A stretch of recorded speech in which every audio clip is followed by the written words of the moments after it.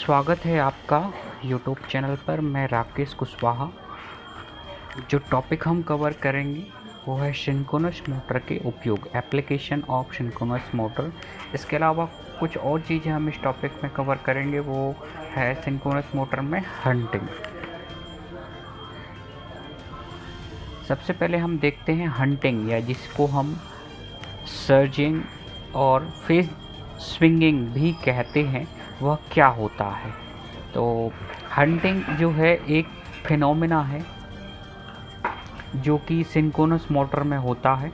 Synchronous motor में जब हम लोड कनेक्टेड करते हैं तब मोटर में जो है हंटिंग होती है। लेकिन कब हंटिंग होती है? जब हम उस पर वेरिएबल लोड जो है वो लगाते हैं। वेरिएबल लोड से क्या तात्पर्य है? वेरिएबल लोड से तात्पर्य है लोड में परिवर्तन। मतलब बहुत अधिक भार है और यदि हम भार घटा रहे हैं तो उस कंडीशन में मोटर जो है वो उसमें हंटिंग होगी। इसके अलावा हंटिंग के लिए एक चीज़ और जिम्मेदार है, वो है आवृत्ति में कंपन या पल्सेशन। मान लीजिए जो सप्लाई आवृत्ति है वो फिक्स 50 हर्ट्ज होनी चाहिए। यदि सप्लाई आवृत्ति जो है वो 50 हर्ट्ज से कम ज़्यादा हो रही है तो जो हमारी सिंक्रोनस मोटर है उसमें हंटिंग हो सकता है। हंटिंग क्या कहलाता है? तो हम लोग जानते हैं कि जब सिंक्रोनस मोटर जो है उस पर हम लोड बढ़ाते हैं तो लोड बढ़ाने से क्या होता है, क्योंकि रोटर जो है वो हमारा स्टेटर के साथ में लॉक है एन पोल एस पोल के साथ में, और जिस प्रकार से एस पोल स्टेटर पे घूम रहा है उसी प्रकार से रोटर जो है रोटर का एन पोल उसके साथ साथ में घूमता है। परंतु जब भी हम लोड बढ़ाते हैं तब एन और एस पोल के बीच का अंतर थोड़ा सा बढ़ जाता है। मतलब रोटर जो है उसी गति से घूमता है परंतु उनके बीच में जो अट्रैक्शन बल लग रहा था वो उस पर बढ़ जाता है, तो रोटर थोड़ा सा पीछे खिसक जाता है और स्टेटर जो है और अधिक करंट सप्लाई लेता है, जिससे कि वो रोटर को अपनी ओर खींचे रखता है और सिंक्रोनस स्पीड से मोटर घूमते रहती है। तो लोड बढ़ने पर रोटर जो है पीछे की ओर खिसक जाता है एवं लोड कम होने पर पुनः जो है रोटर जो है आगे की तरफ आ जाता है, एन पोल या एस पोल जो भी पोल रहे उसके सापेक्ष में, तो उससे लोड कोण कम हो जाता है। तो लोड कोण जब हम मोटर पे लोड कम करते हैं, लोड कम करने की स्थिति में क्या होता है कि जो लोड एंगल है हमारा वो कम होता है। मतलब जो एन और एस पोल के बीच में जो अट्रैक्शन था वो हमारा रोटर का एन पोल एस पोल की तरफ बढ़ता है, या स्टेटर का एन पोल और रोटर का एस पोल जो है उसकी तरफ आगे की तरफ थोड़ा सा हो जाता है। अब जब ये प्रक्रिया होती है उस समय जो रोटर होता है वो सिंक्रोनस एस पोल के आगे निकल जाता है और फिर वापस जो है वो अपनी स्थिति ले लेता है जो उसका एंगल होना चाहिए लोड कम होने की स्थिति में। तो इस प्रकार से जो हमारा रोटर होता है वो, यदि हम बोलें तो एस पोल से थोड़ा सा आगे निकल के फिर वापस आ जाता है और उसका जो है वहाँ पे दोलन होता है। तो ये जो दोलन होते हैं इनको हम लोग हंटिंग कहते हैं।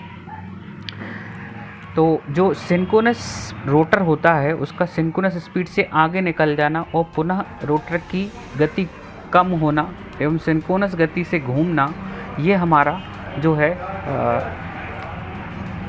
हंटिंग और सर्जिंग कहलाता है। मतलब कि जो स्टेटर फील्ड घूम रही है वो सिंक्रोनस स्पीड से घूम रही है और जो रोटर है वो भी सिंक्रोनस स्पीड से घूम रहा है, लेकिन वह उस सिंक्रोनस स्पीड से थोड़ा सा आगे पीछे होता है और जब उसका लोड एंगल जो है वो एडजस्ट होता है, यानी भार में परिवर्तन होने से जो लोड एंगल एडजस्ट होता है। तो ये जो दोलन है ये बहुत कम समय के लिए होते हैं, परंतु ये जो दोलन होते हैं इन दोलनों को हम हंटिंग कहते हैं। हंटिंग को रोकना, तो हंटिंग को हम कैसे रोक सकते हैं? तो सिंक्रोनस मोटर में हंटिंग को रोकने के लिए डैम्पर वाइंडिंग का उपयोग किया जाता है। डैम्पर वाइंडिंग क्या होती है? तो डैम्पर वाइंडिंग जो है वो जैसा कि नाम है डमी के रूप में जो है वो उसके ऊपर की जाती है और शॉर्ट सर्किटेड रहती है आपस में। तो जब भी मोटर का स्टेटर सिंक्रोनस स्पीड से आगे निकलने की कोशिश करता है, उस समय डैम्पर वाइंडिंग में विद्युत वाहक बल उत्पन्न होता है, क्योंकि उसके सापेक्ष में फ्लक्स परिवर्तन होना शुरू हो जाता है और वह उसके द्वारा जो बल लगता है वो रोटर को विपरीत दिशा में घुमाने की, मतलब अपने उत्पन्न करने वाले का विरोध करता है। तो क्योंकि वह सिंक्रोनस स्पीड से आगे से निकलने के कारण उसमें बल उत्पन्न हो रहा है, तो वो उसको पीछे की तरह धकेलता है। इसी प्रकार से जब मोटर का रोटर जो है वो सिंक्रोनस एंगल से, मतलब सिंक्रोनस स्पीड से पीछे की तरफ हटता है, उस कंडीशन में भी डैम्पर वाइंडिंग में जो है विद्युत वाहक बल उत्पन्न होता है और वो मोटर को आगे की ओर या सिंक्रोनस स्पीड की ओर ढकेलने की कोशिश करता है। तो इस प्रकार से डैम्पर वाइंडिंग का हम उपयोग करके और जो है हंटिंग को रोक सकते हैं। दूसरा है फ्लाइंग व्हील का उपयोग करने से। फ्लाइंग व्हील क्या होता है? तो फ्लाइंग व्हील एक चक्का होता है जो कि बहुत थोड़ा सा हैवी भार का चक्का होता है। तो क्या होता है, जब भी हम लोड में परिवर्तित करेंगे तो उससे हमारा लोड एंगल कम होगा, परंतु क्योंकि फ्लाइंग व्हील एक जो घूम रहा है तो वो क्या करता है, रोटर को दोलन नहीं होने देता, उसे एकदम से पीछे या स्लो नहीं होने देता।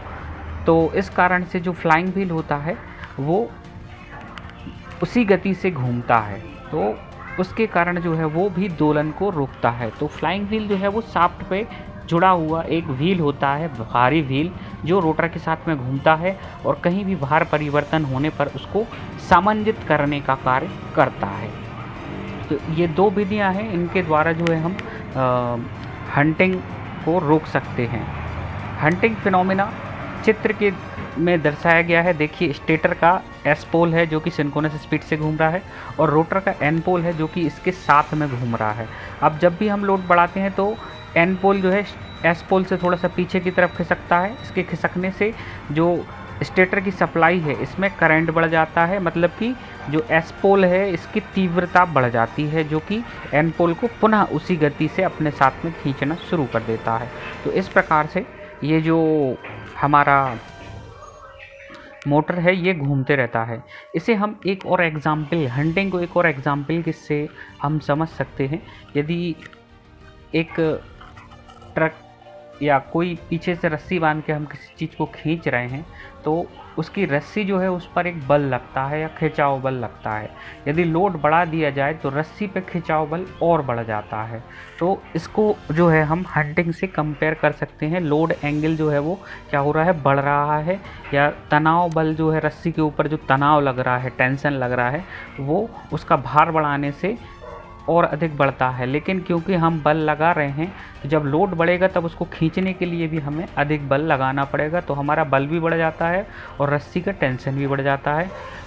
तो जब बल कम और ज़्यादा होता है तो हम देखेंगे कि जो हमारा लोड है वो पहले पीछे की ओर जाता है फिर आगे की ओर जाता है। इससे जो फिनोमेना जो है इसको हम हंटिंग से कंपेयर कर सकते हैं एवं लोड एंगल को भी इससे हम आसानी से समझ सकते हैं। नेक्स्ट जो हम बात करते हैं वो है प्रेरण मोटर एवं सिंक्रोनस मोटर में तुलना। प्रेरण मोटर जो है वो अत्यधिक उपयोग की जाती है एवं सिंक्रोनस मोटर जो है उसका उपयोग सीमित है। ऐसा क्यों है? तो ऐसा इसलिए है क्योंकि किसी निर्धारित आवृत्ति सप्लाई हेतु सिंक्रोनस मोटर भार में वृद्धि के साथ एक समान गति पर चलती है। मतलब जो सिंक्रोनस मोटर है वो हमारी फिक्स स्पीड पर घूमती है, जबकि जो इंडक्शन मोटर होती है वो भार परिवर्तन पर उसकी गति कम हो जाती है। तो पहला डिफरेंस तो ये है कि सिंक्रोनस मोटर का सिर्फ हम वहाँ उपयोग करेंगे जहाँ हमें फिक्स्ड स्पीड में मोटर को घुमाना है। दूसरा, सिंक्रोनस मोटर सभी पावर फैक्टर पर कार्य करती है। पावर फैक्टर अग्रगामी, पश्चगामी और इकाई, इन पर जो है सिंक्रोनस मोटर को प्रचालित किया जा सकता है, जबकि इंडक्शन मोटर को केवल पश्चगामी या लैगिंग पावर फैक्टर पर ही प्रचालित किया जा सकता है। सिंक्रोनस मोटर जो होती है वो स्वचालित नहीं होती। इसको प्रारंभ करने के लिए हमें पहले इसको घुमाना पड़ेगा, फिर उसके बाद जो है डीसी सप्लाई देंगे, तब वो मोटर जो है सिंक्रोनस स्पीड से घूमना शुरू कर देगी। तो ये सेल्फ स्टार्टिंग नहीं होती, यह एक इसका क्या है, ड्रॉबैक है। सप्लाई वोल्टता के मान में परिवर्तन का सिंक्रोनस मोटर पर इंडक्शन मोटर की तुलना में कम प्रभाव पड़ता है। तो हमने देखा कि लोड एंगल परिवर्तित होता है सिंक्रोनस मोटर में, परंतु स्पीड एक समान बनी रहती है। जबकि इंडक्शन मोटर की हम बात करें तो उसमें यदि हम लोड बढ़ाएंगे तो स्पीड जो है वो घट जाती है। सिंक्रोनस मोटर के लिए प्रत्यक्ष से दृष्ट धारा सप्लाई प्रदान की जाती है, डीसी सप्लाई की आवश्यकता होती है उसके रोटर को, जबकि इंडक्शन मोटर में ऐसा कुछ नहीं है। इंडक्शन मोटर का जो रोटर होता है वो शॉर्ट सर्किटेड होता है। सिंक्रोनस मोटर की लागत मूल्य अधिक है। लागत मूल्य से उसका मतलब उसका जो खर्चा है, क्योंकि उसको डीसी सप्लाई भी चाहिए, उसमें स्लिप रिंग भी लगे हैं, रोटर पर जो है वाइंडिंग की हुई है, तो इस प्रकार से उसकी जो संरचना है या मूल्य है या लागत है वो कैसी है, कठिन है, जटिल है। परंतु यदि हम बात करें इंडक्शन मोटर की तो उसमें ऐसा नहीं है।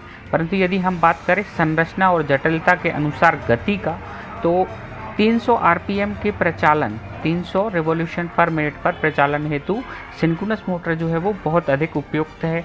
इसके हिसाब से यदि हम बात करें तो 600 आरपीएम पर इंडक्शन मोटर जो है वो उपयुक्त है। तो ये दोनों में कंपैरिजन है। 300 आरपीएम कम स्पीड है और 600 आरपीएम जो है वो अपेक्षाकृत अधिक या डबल स्पीड है। सिंक्रोनस मोटर का उपयोग, सिंक्रोनस मोटर को हम कहाँ कहाँ उपयोग कर सकते हैं, तो 3 जगह जो है मुख्य रूप से इसका हम उपयोग कर सकते हैं। पहला, पावर फैक्टर के मान में सुधार हेतु। दूसरा, समान भार तथा समान गति के प्रचालन हेतु, जहाँ पर लोड जो है वो एक समान होता है और गति जो है वो हमें एक समान चाहिए। तीसरा जो है वोल्टता नियमन या वोल्टेज रेगुलेशन हेतु। सबसे पहले हम देखेंगे पावर फैक्टर के मान में सुधार हेतु सिंक्रोनस मोटर का हम किस प्रकार से उपयोग कर सकते हैं। तो अति उत्तेजित सिंक्रोनस मोटर जो होती है वो अग्रगामी शक्ति गुणक पर कार्य करती है, ये हम जानते हैं। एवं जहाँ अधिक इंडक्शन मोटरों का उपयोग होता है वहाँ पावर फैक्टर कैसा होता है, कम प्राप्त होता है। तो जहाँ पर बहुत अधिक इंडक्टिव लोड है या इंडक्शन मोटर का उपयोग हो रहा है, वहाँ यदि हम सिंक्रोनस मोटर का उपयोग करेंगे तो जो सप्लाई लाइन है उसमें अग्रगामी शक्ति गुणक पर कार्य करने पर, हमारी मोटर को चलाने पर उसकी सिस्टम का जो लोड है या पावर फैक्टर है वो क्या होगा, इम्प्रूव होगा, उसमें सुधार होगा। यहाँ पे दिखाया गया है 3 फेज़ लोड जो कनेक्टेड है उससे जो सप्लाई जा रही है उसका करंट कैसा है, बहुत अधिक लैगिंग है। परंतु हमने एक सिंक्रोनस मोटर को इससे जोड़ दिया है, क्योंकि सिंक्रोनस मोटर का जो भार है वो करंट जो ले रहा है वो लीडिंग करंट ले रहा है। तो इस कंडीशन से क्या होगा, देख रहे हैं हम IM जो है वो सिंक्रोनस मोटर की धारा है जो लीडिंग करंट ले रही है वोल्टेज से, और IL जो है वो लोड करंट है। तो इनका रिजल्टेंट जो बन रहा है वो I बन रहा है, और इसका जो पावर फैक्टर का मान है वो कैसा है, अपेक्षाकृत कम लैगिंग है। तो इससे जो हमारा लोड है उसका पावर फैक्टर जो है वो इम्प्रूवमेंट होता है, यानी लाइन लॉसेस एक तरीके से कम हो जाते हैं। दूसरा है समान भार तथा समान गति के प्रचालन में, constant load and constant speed drive. तो ऐसे स्थान जहां भार में परिवर्तन एवं गति में परिवर्तन हमें नहीं चाहिए, वहां पर हम जो है सिंक्रोनस मोटर का उपयोग करेंगे। इससे जो है हमें अधिक एफिशिएंसी या दक्षता प्राप्त होगी। ऐसे स्थान कौन कौन से हैं, तो इनमें मुख्य रूप से अपकेंद्री पंप है, बेल्ट चालित कंप्रेसर है, ब्लोअर है, लाइन शाफ्ट है, रबड़ तथा पेपर मिल है। यहाँ पर जो है हम अधिक दक्षता के साथ सिंक्रोनस मोटर जो है उसका उपयोग कर सकते हैं। कम गति सिंक्रोनस मोटर बाल एवं ट्यूब मिल में, निर्वात पंप में, चिपर में तथा रोलिंग मिल में भी इसका उपयोग किया जाता है, और इससे जो है अधिक दक्षता जो है हम प्राप्त कर सकते हैं। यहाँ पर वोल्टता नियमन हेतु वोल्टेज रेगुलेशन क्या होता है, तो वोल्टेज रेगुलेशन क्या होता है, यदि एक बहुत लंबी हम ट्रांसमिशन लाइन लें और उसमें यदि इंडक्टिव लोड लगा हुआ है, तो इंडक्टिव लोड होने के कारण क्या होगा, जब इंडक्टिव लोड अधिक होगा उस समय ट्रांसमिशन लाइन का जो है जो दूसरे सिरे पर जो हमें मतलब वोल्टेज प्राप्त होता है वो वोल्टेज बहुत कम रहेगा। परंतु जैसे ही हम इंडक्टिव लोड को हटाएंगे तो जो रिसीविंग एंड है या ट्रांसमिशन लाइन का, उस पर वोल्टेज जो है वो बहुत अधिक हो जाएगा। तो इंडक्टिव लोड की कंडीशन में लाइन वोल्टेज में बहुत अधिक परिवर्तन होता है। जब इंडक्टिव लोड अधिक होगा तब वोल्टेज कम होगा, एवं जब इंडक्टिव लोड घटेगा तब वोल्टेज कम प्राप्त होगा, अधिक प्राप्त होगा। तो इंडक्टिव लोड के कारण वोल्टेज में जो परिवर्तन होता है, इस ट्रांसमिशन लाइन में इसको सुधारने के लिए हम लोग सिंक्रोनस मोटर का उपयोग करते हैं। अब जो सिंक्रोनस मोटर जो हमने लाइन से जोड़ दी है, इसकी जो फील्ड करंट है उसको जो है हम परिवर्तित कर सकते हैं। इसके परिवर्तन करने से जो है मोटर जो लाइन से करंट ले रही है उसके पावर फैक्टर में परिवर्तन होता है, जो कि इंडक्टिव लोड होने पर जो है अति उत्तेजित सिंक्रोनस मोटर का उपयोग करेंगे, जिससे हमें लीडिंग पावर फैक्टर प्राप्त होगा एवं जो लैगिंग लोड है या इंडक्टिव लोड है उसका सामंजस्य होगा एवं वोल्टेज जो है हमें कैसा प्राप्त होगा, अधिक प्राप्त होगा लाइन के एंड में। तो इससे जो है हमारा लाइन वोल्टेज क्या होगा, एक समान रहेगा। उसी प्रकार जब इंडक्टिव लोड कम होगा तब हम अति उत्तेजित सिंक्रोनस मोटर जो है उसका उत्तेजन कम कर देंगे।